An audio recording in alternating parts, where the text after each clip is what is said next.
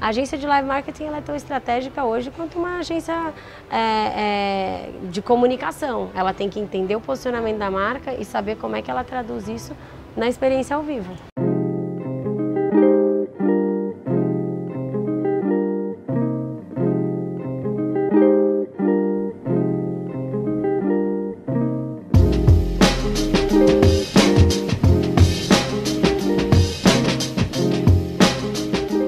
Bom, eu trabalho com marketing desde 2003. Eu comecei meu trabalho na TV Cultura, na verdade, né, num estágio na área de marketing lá. Depois eu passei por 8 anos na Unilever. Eu trabalhei com marcas como Omo, Lux, Dove, Seda, Clear, muito na área de personal care. Quando eu comecei a trabalhar era o plano de mídia tradicional, né, TV, revista, outdoor e só praticamente, né, uma atividade ou outra de experiência, mas muito mais focada em experimentação das inovações do que de fato em algo que estabelecesse um posicionamento de marca, né? E aí eu vim para a Heineken em 2011, então já são 8 anos de Unilever e agora um pouco mais de Heineken. Eu vim para relançar a marca Kaiser, que era um segmento completamente diferente, né, do que eu cuido hoje, é um segmento mais economy. Hoje, com a compra da Kirin, a empresa cresceu muito, mas naquela época a Kaiser era 60% volume. Depois eu fui lançar Desperados, que é uma marca para os jovens, uma cerveja com tequila, da noite, da balada. E aí em 2017 eu assumi a marca Heineken e mais recentemente, no meio do ano passado, a marca Sol. Então hoje eu cuido das marcas Premium, né, do segmento Premium, que a gente chama lá dentro, com as marcas Heineken e Sol.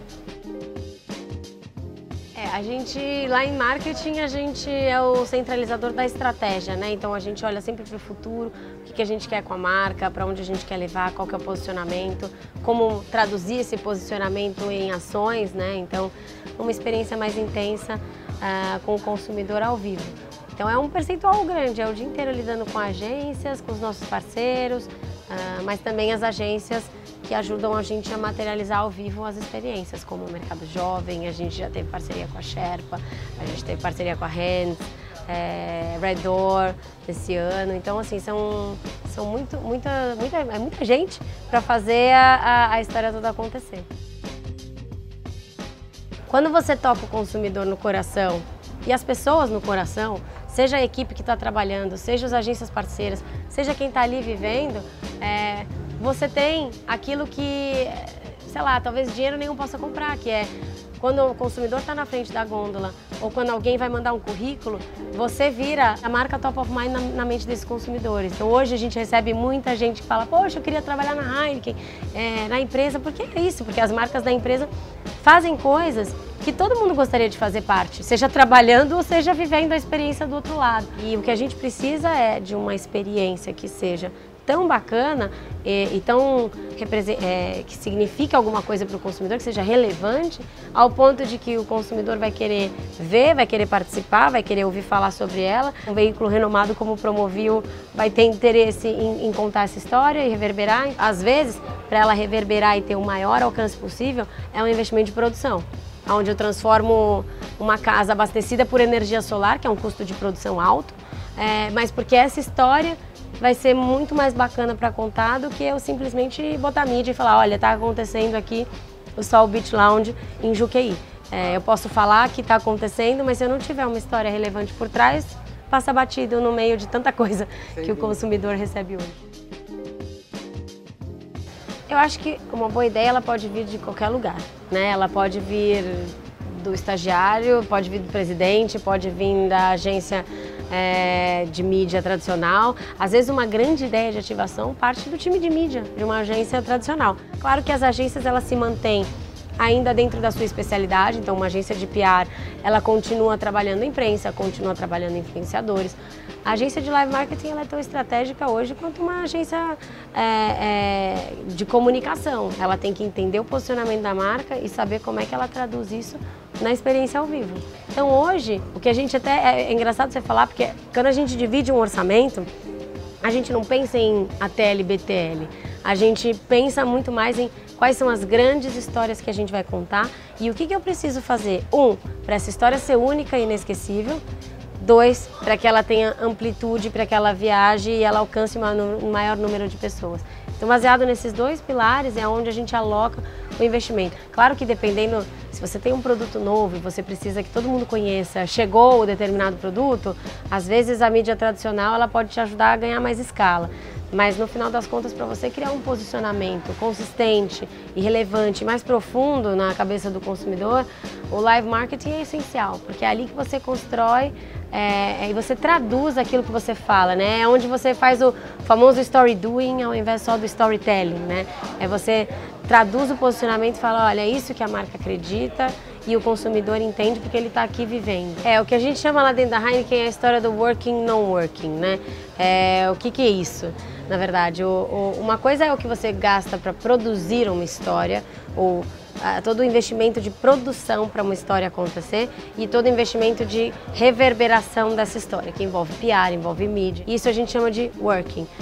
O non-working é o que custa para produzir toda uma história como essa. Então eu preciso de reverberação da imprensa, eu preciso de reverberação em social, eu preciso que os meus canais de mídia falem sobre ela.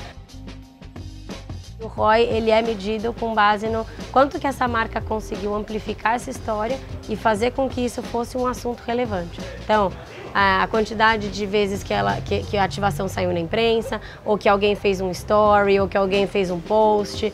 Tem ativações que são mais conceituais, por exemplo, a de Fórmula 1 do Ayrton Senna. Essa eu não vou conseguir mensurar de imediato quanto que eu tive de retorno sobre o investimento em venda, mas eu consigo saber diretamente o impacto que isso teve na preferência de marca, no equity. E aí, obviamente, mexendo esses indicadores, eu consigo ver que, poxa, a minha marca se fortaleceu e ficou mais robusta por conta de experiências mais profundas que eu promovi com esse consumidor. O Rock in Rio especificamente, ele tem uma sazonalidade grande dentro da Praça do Rio de Janeiro, então ele realmente causa um impacto grande localmente ali, mas além disso ele tem uma abrangência nacional, né? Ele impacta o Brasil inteiro. Então num projeto como o Rock in Rio, eu tenho venda de cerveja que também é significativa, então minha produção de chopp em ano de Rock in Rio, ela é muito maior do que em ano que eu não tenho Rock in Rio. Então isso, obviamente, traz um retorno sobre o investimento imediato e mensurável ali. Todas as ideias que a gente promove aqui, elas são insights locais, né? Então, como você mencionou, o Amstel District, aqui o Sol Beach Lounge, o projeto da Fórmula 1 no Ibirapuera, da Heineken com o Senna, todas essas iniciativas de live marketing, elas são insights locais porque elas são baseadas no entendimento do consumidor local. Então, porém, como são marcas grandes, globais e que têm posicionamentos consistentes ao redor do mundo inteiro, isso é muito alinhado e muito desenvolvido a 4 mãos. O projeto com a Ayrton Senna foi uma decisão do Brasil, é um projeto que a gente vem tentando emplacar há uns 2 anos, desde 2017, e fomos ajustando para que ele tivesse a magnitude e a robustez que ele teve esse ano. Então a gente tem uma autonomia muito grande para desenvolver nossos projetos. O time global, ele nos apoia muito.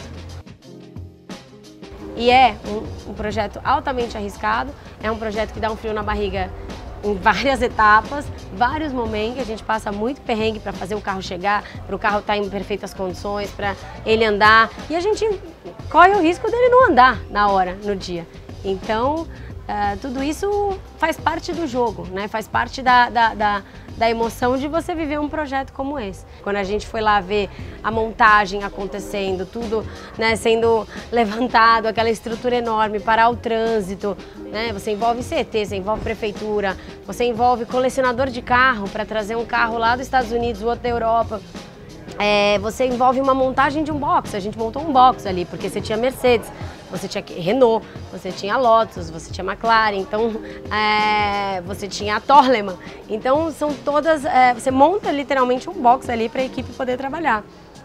E isso transcende, né, o nosso negócio, que é vender cerveja. Então, muita gente pergunta, fala, nossa, que hora vocês deixaram de vender cerveja para virar promotor de Fórmula 1? A gente falou assim, a gente não deixou de vender cerveja em nenhum momento. Por quê? Porque quem que está proporcionando aquela experiência? Que quem é fã de Senna ou fã de Fórmula 1, que talvez nunca teve a oportunidade de ir até Interlagos e mais, nunca teve a oportunidade de ver nenhum daqueles carros de perto, porque eles nunca correram, inclusive no Brasil, foi Heineken que proporcionou aquela experiência. E eu tenho certeza que quem estava ali nunca mais vai esquecer. Nem a gente que trabalhou no projeto vai esquecer. E ele recompensa, porque não é à toa que Heineken hoje é a marca preferida do Brasil. E é uma marca premium, é uma marca que custa mais caro para o consumidor, mas ela entrega um valor que nenhuma outra marca entrega hoje. A gente é uma empresa de cerveja, mas a gente vende diversão, acima de tudo, né? Então o nosso ano de 2020, ele vem aí para criar mais memórias e mais experiências positivas. Então, esse ano de novidade, além de UCL e Fórmula 1, né, Champions League e Fórmula 1 que a gente tem o James Bond, né, o filme do James Bond, que há muito tempo não tinha um novo filme lançado na franquia, então a gente vai ter James Bond, projetos diferentes. A gente tem o lançamento de Heineken 00, que essa é a grande inovação do ano, né? Há muito tempo que a gente não lança um novo produto, né? A gente garante que o consumidor vai experimentar e não vai se arrepender. Vai virar um consumidor de 00 também, nas ocasiões onde hoje ele não consome cerveja. E acho que a Heineken no mundo inteiro, ela tem no seu DNA essa cultura de criar experiências relevantes, porque no final das contas o que ficam são as histórias que a gente conta, né, nessa vida. Então, aonde você consegue relevância é quando você consegue uma experiência mais intensa com esse consumidor. E é através, eu acredito, do live marketing.